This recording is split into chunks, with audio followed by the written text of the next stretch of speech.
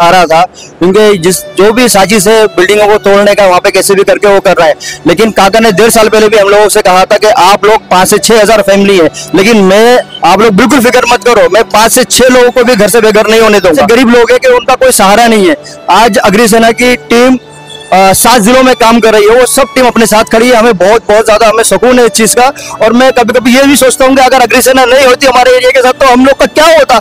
आज वो लोग खड़े हैं तो इतने लोगों को सहारा है, बाकी लोगों का क्या है हमको मालूम है। हम लोग रात दिन मेहनत कर रहे हैं, लेकिन काका के अलावा कोई सपोर्ट नहीं कर रहा है। और काका अगर नहीं होते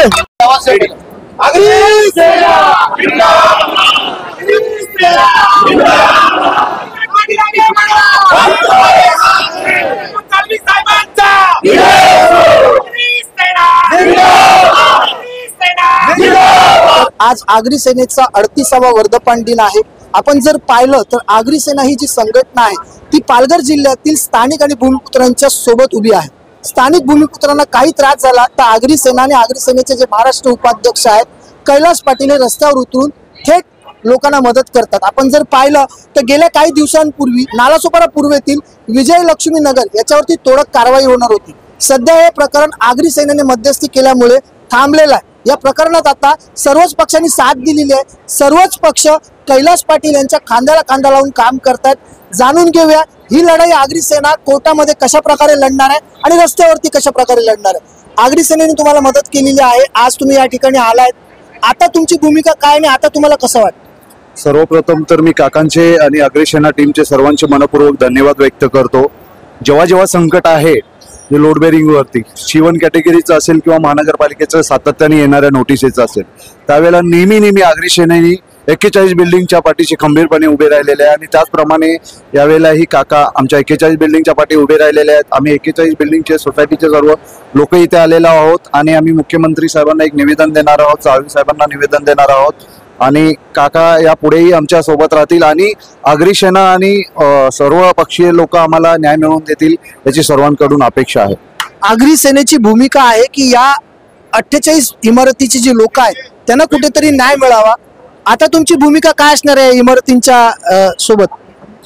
आता आज 38व्या वर्धापनानिमित्त साहेबांना आज आम्ही भेटायला आलेलो आहोत आणि त्या माध्यमातून यांचं जे निवेदन आहे ते साहेबांच्या इकडे निवेदन देऊन पुढचे साहेब आम्हाला त्याच्यामध्ये मार्गदर्शन करतील। काका सुद्धा आहे, काकांच्या नेतृत्वात पुढे कसा न्याय मिळवेल, साम दाम दंडभेद या तिन्ही वापर आम्ही करू। वेळ आल्यावर आंदोलनाची भूमिका घेऊ, पण यांना तिकडे कसं काय आम्हाला रिॲक्ट करता येईल याबद्दल आम्ही पुरेपूर त्याचा प्रयत्न करू। म्हणजे आगरी सेनेने या लोकांच्या भल्यासाठी कुठेतरी यांना घर मिळावा यासाठी कोणताही प्रयत्न आगरी सेनेला करावा लागला तर आगरी सेना तयार असेल। आपण जाणून घेऊया, कारण त्या ठिकाणचे जी राहणारी स्थानिक लोक आहेत त्यांच्या मनात आता नेमकी काय भूमिका आहे। आपके साथ 1.5 साल पहले भी आगरी सेना खड़ी थी, आज भी आगरी सेना आपके साथ खड़ी है, वकील का खर्चा भी आगरी सेना कर रही।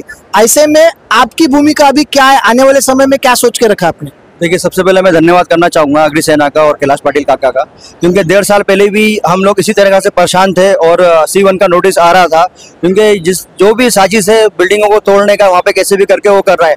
लेकिन काका ने 1.5 साल पहले भी हम लोगों से कहा था कि आप लोग 5 से 6 हजार फैमिली है, लेकिन आप लोग बिल्कुल फिक्र मत करो, मैं 5 से 6 लोगों को भी घर से बेघर नहीं होने दूंगा। दूसरी बात, अभी हम लोग वहाँ पे इतने ऐसे गरीब लोग हैं कि उनका कोई सहारा नहीं है। आज अग्नि सेना की टीम 7 जिलों में काम कर रही है, वो सब टीम अपने साथ खड़ी है। हमें बहुत ज्यादा हमें सुकून है इस चीज का। और मैं कभी कभी ये भी सोचता हूँ कि अगर अग्नि सेना नहीं होती हमारे एरिया के साथ तो हम लोग का क्या होता। आज वो लोग खड़े हैं तो इतने लोगों को सहारा है, बाकी लोगों का क्या है हमको मालूम है। हम लोग रात दिन मेहनत कर रहे हैं, लेकिन काका के अलावा कोई सपोर्ट नहीं कर रहा है। और काका अगर नहीं होते